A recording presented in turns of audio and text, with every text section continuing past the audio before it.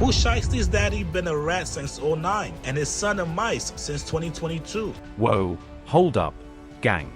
This just dropped and the internet is already in complete meltdown mode. Pooh Shiesty's own father, the man the streets called Mob Boss, allegedly broke down crying in federal court today. And then, according to sources in the courtroom, turned around and started giving up details on his son. I'm talking real tears, real emotion, and then the kind of testimony that makes the whole room go silent. While Pooh sits there facing life in prison for the Dallas studio takeover, his dad, the same man Pooh shouted out in every bar as his first co-defendant who showed him the lanes, is allegedly cracking under pressure and pointing fingers straight at his own blood. Sources close to the hearing say the moment was straight chaos. 1 minute is emotional, the next is dropping names, dates, and inside details that prosecutors were waiting to hear. Is this the ultimate father-son betrayal? Or is this just a desperate man trying to save himself? Either way, the paperwork, the tears, and the testimony are all out there right now, and the culture is losing its mind. Buckle up, because in the next few minutes I'm breaking down every single second of what went down in that courtroom today. And trust me, this one changes everything.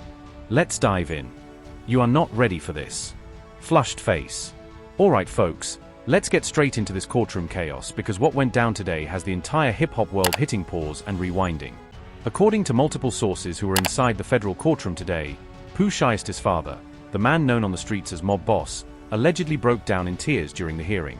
1 minute is emotional, the next is reportedly giving details that left everyone in the room stunned. Sources say the moment shifted fast from raw emotion to testimony that prosecutors were eager to hear. This is the same man Pooh Shiesty has shouted out for years in his music as his first co-defendant, the one who jumped in the streets and showed him the lanes. That father-son legacy was the foundation of Pooh's entire image. Raw South Memphis authenticity, bloodline credibility, the kind of story the culture loves to celebrate. Now that same father is in federal court facing the same serious charges as his son, and according to people in the room, the pressure appears to have gotten to him. Let's rewind a bit so you understand why this moment feels so heavy. Pooh Shiesty had just come home from federal prison in October 2025 after serving time on a firearms conspiracy case. He was on supervised release, still wearing an ankle monitor as part of his home confinement conditions. New music was dropping, fans were excited, and it looked like he had a real second chance. But then, in January 2026, everything changed. Federal prosecutors say Pooh and 8 other men, including his own father, Mob Boss, and Big 30, turned what was supposed to be a business meeting about Pooh's contract with Gucci Mane's 1017 label into an armed takeover inside a Dallas recording studio.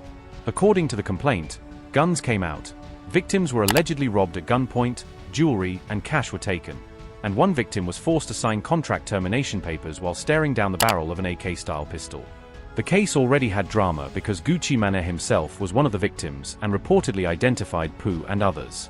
But when Mob Boss's name showed up as a co-conspirator, allegedly helping plan the meeting, renting the vehicle, and even reviewing the signed paperwork, the story took on a whole new layer. Now fast forward to today's hearing. Sources inside the courtroom say Mob Boss appeared emotional. He allegedly broke down crying while addressing the judge. Then, according to those same sources, the testimony shifted and he started providing details about the events leading up to the Dallas incident. Whether those details were about planning, roles, or other people involved, the room reportedly went quiet. This isn't the first time questions have circled the Williams family. Back in the 2021 Florida case, Pooh faced serious charges and eventually took a plea. WAC 100 had been claiming for years that something didn't add up. Pooh's lawyer Bradford Cohen pushed back hard every time, calling the accusations fake news and insisting there was no cooperation. Pooh himself posted court paperwork denying any deals. But now, with both father and son in custody on these new federal kidnapping and robbery charges, the old conversations have come roaring back, especially after WAC 100 previously dropped alleged 2009 paperwork claiming Mob Boss had a $5K 1.1 cooperation deal from an earlier case. Today's courtroom moment is being called explosive by people who were there. One anonymous source told commentators that seeing a father get emotional and then start talking felt like the kind of turning point that changes how the whole case is viewed. Another person familiar with the proceedings said the tears looked real, but the details that followed left everyone wondering where the loyalty ended and self-preservation began. The internet, of course, is already on fire. Clips and alleged courtroom descriptions are spreading fast. Some are calling it the ultimate betrayal. Others are saying it's just a desperate father trying to help his family in an impossible situation. Memes are mixing dark humor with serious debate. When your dad shows you the lanes but then shows the prosecutor the map is already trending in certain circles. What makes this situation so intense is how central the father-son story was to Pooh's brand. He built his credibility on coming from real street lineage. Now that same lineage is sitting in federal court together, facing life sentences, and according to sources, one of them is breaking down and talking. Of course, everything is still alleged at this stage. Defendants are presumed innocent until proven guilty. Courtroom testimony can be challenged, emotions run high, and lawyers on both sides are working hard. But when a high-profile hearing leaks details like this, tears followed by testimony, it creates a moment the culture can't look away from. This scandal isn't just about one hearing. It's about a legacy that was built on bars and bloodlines now facing the cold reality of federal court. And right now, with both father and son locked in the same system, the pressure is only building. Let's zoom in even closer on what actually went down in that courtroom today, because the details coming out are the kind that make the entire internet hit pause and start typing. According to multiple sources who were present or spoke to people inside the hearing, mob boss, Lantrell Williams Sr., got visibly emotional while standing before the judge. Witnesses say he broke down in tears, voice cracking as he addressed the court. Then, according to those same courtroom accounts, the tone shifted and he allegedly began providing details about the events leading up to the January 10, 2026 Dallas studio incident. Some sources claim he talked about planning, roles, and how certain things were coordinated. Whether those details were about his son or others involved, the room reportedly went dead silent.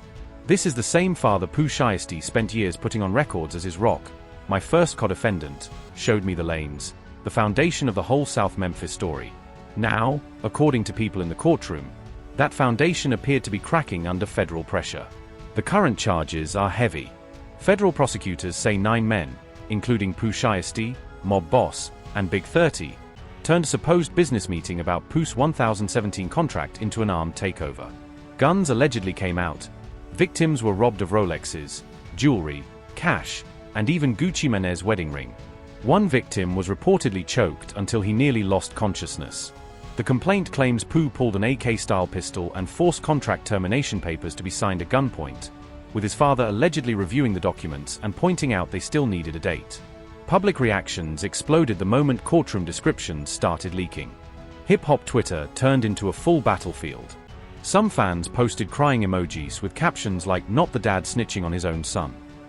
Others made dark memes comparing it to movie scenes where the mentor turns on the hero. One viral tweet joked, "Pooh rapping my daddy showed me the lanes while his dad allegedly shows the prosecutor the whole map, that's cold-blooded." Anonymous sources close to the case told commentators that the tears looked genuine, but the details that followed left many wondering where family loyalty ends and self-preservation begins. One person familiar with the proceedings said, "You could hear a pin drop when he started talking." Everybody knew this could change the whole dynamic of the case. On the flip side, defenders are pushing back hard. They argue that emotions run high in federal court, especially when a father and son are facing life sentences together. Some supporters say mob boss might have been emotional about the situation his family is in, not necessarily giving up anyone. Pooh's longtime lawyer Bradford Cohen has already started pushing back against the growing narrative, reminding people that defendants are presumed innocent and that courtroom testimony can be challenged. WAC 100, who previously dropped alleged 2009 paperwork claiming mob boss had a $5K 1.1 cooperation deal, jumped back into the conversation. He posted clips and comments saying he wasn't surprised and that the apple don't fall far from the tree. That only poured more gasoline on the fire. Comment sections filled with people debating whether the 2009 documents were real, whether Pooh cooperated in his earlier Florida case, and whether today's courtroom moment was the final nail in the legacy coffin. The humor got dark fast.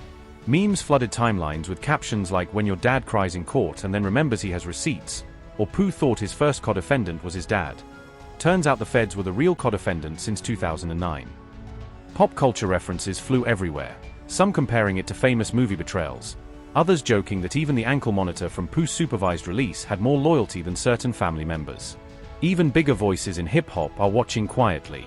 The story has moved past just Pooh Shiesty fans and become a wider conversation about father-son stories in rap, authenticity, and what happens when street mythology meets federal court. Some creators are already making hour-long reaction videos breaking down the irony of Pooh praising Gucci Mane's comeback only to allegedly point a gun at him months later. Sources say the pressure in the courtroom was intense because both men are staring at potential life sentences under federal kidnapping statutes. One anonymous courtroom observer told online commentators, "You could feel the weight in the room. This isn't just a case anymore. It's a family being torn apart in public." Meanwhile, the internet keeps digging. Old Pooh lyrics are being replayed next to today's alleged testimony. Fans who once celebrated the bloodline story are now asking tough questions. Others are defending the family, saying people will say anything when facing life in prison. Whether today's emotional breakdown leads to more testimony, a plea deal, or just more chaos remains to be seen. But one thing is undeniable. The moment mob boss allegedly broke down and started talking has the entire culture glued to their phones, refreshing for updates. The scandal has layers: the current charges, the old paperwork allegations, the father-son dynamic, and now this raw courtroom scene. And with every new leak, the reactions only get louder and more divided. And this is exactly where everything starts to hit different. Because up until now, you could still argue, at least online, that this case was about evidence, about movements, about digital trails, about mistakes that stacked up one after another. But part 3 is where the narrative shifts from just what happened to what it actually means. Because now the conversation isn't just about the robbery, the setup, or even the ankle monitor that essentially told on everything. Now the spotlight moves directly onto the relationship that has people the most shocked, the father and the son, sitting in the same federal case, facing the same consequences, but potentially standing on completely different sides of what comes next. According to widely circulating discussions and commentary online, what stunned people the most wasn't just the scale of the alleged incident. It was the idea that a father could be placed in a position where his own statements, past or present, might end up impacting his son's future in a federal courtroom. That's where the emotional weight of this story really kicks in. Because in federal cases like this, cooperation, testimony, and prior records always become part of the bigger picture. And while nothing has been officially confirmed beyond what's already documented in court filings, the internet has already started building its own narrative. A narrative that is moving faster than the case itself. Some reports suggest that once federal pressure begins to rise in multi-defendant cases, each individual involved is forced into a situation where decisions have to be made, legal strategies, defense directions, and in some cases, cooperation paths. Again, that's not a statement about what will happen here, but it's the reality of how these cases typically unfold. And that's why people keep asking the same question over and over again. What happens when it's not just co-defendants, but family? Because if you really step back and look at this situation from a distance, it stops being just another headline. It turns into something much heavier. A story about choices, timing, and the kind of decisions that don't just affect one life, but multiple lives tied together. You've got a son who, according to reports, had just come home months earlier with a second chance already in motion. Music buzzing again, attention back, momentum rebuilding. And then suddenly, everything flips. Fast. And right next to that, you've got a father figure who, based on allegations in the case, wasn't just present, but allegedly involved at multiple stages. From communication, to logistics, to being physically there when it all went down. That combination is what makes this story feel almost unreal. Because most comeback stories in hip-hop follow a certain path. Struggle, setback, prison, then redemption. But this doesn't follow that script. This interrupts it completely. And then there's the timing. That's the part people can't ignore. Because according to the timeline outlined in the complaint, everything happened just months before full freedom conditions were set to end. Months. Not years. Not decades. Just a short window away from being completely off supervision. And that's where the conversation shifts again, from what happened, to why. Why risk everything at that exact moment? Why take a situation that could have been handled through business, negotiation, or even legal channels, and allegedly turn it into something that federal prosecutors are now describing in such serious terms? Those are questions that only the courtroom process will eventually answer. Because as of right now, it's important to remember, this case is still developing. No final verdict. No trial outcome. No confirmed conclusions beyond what's been presented so far. And in situations this complex, with multiple defendants and multiple layers of evidence, things don't move quickly. They move carefully. And slowly. But one thing is already clear. And this is something even legal analysts have pointed out in similar cases. When you combine digital evidence, surveillance, travel records, and witness accounts, it creates a situation where every piece connects to the next, like a chain. And once that chain is complete, it becomes very difficult to break. That's why people keep going back to one specific detail. Not the jewelry, not the contract, not even the confrontation inside that room, but the data. Because data doesn't forget. It doesn't change its story. And it doesn't react to pressure. It just sits there, waiting to be presented. And if even a portion of what's been outlined ends up holding up in court, then the consequences could be serious. Extremely serious. We're talking about charges that, according to legal experts, can carry long-term penalties, especially when multiple factors are involved. And when you add prior history into that equation, it changes how the court looks at everything. Which brings us right back to where this all started. A second chance. An opportunity. A moment where everything could have gone one way, but instead, allegedly went another. And now, everything that happens next will play out inside a courtroom, not on social media, not on live streams, not in viral clips, but in front of a judge, with evidence, arguments, and decisions that will define what this story really becomes. Because right now, we're only seeing the surface. And if there's one thing situations like this have shown before, it's that the deeper layers don't come out all at once. They come out piece by piece, step by step. And when they do, that's when everything really changes. If you made it this far, you already know this story is far from over. Drop your opinion in the comments. Was this all a setup, or did things go too far? And if you want more real breakdowns like this, hit subscribe and turn on notifications, because the next update on this case could change everything.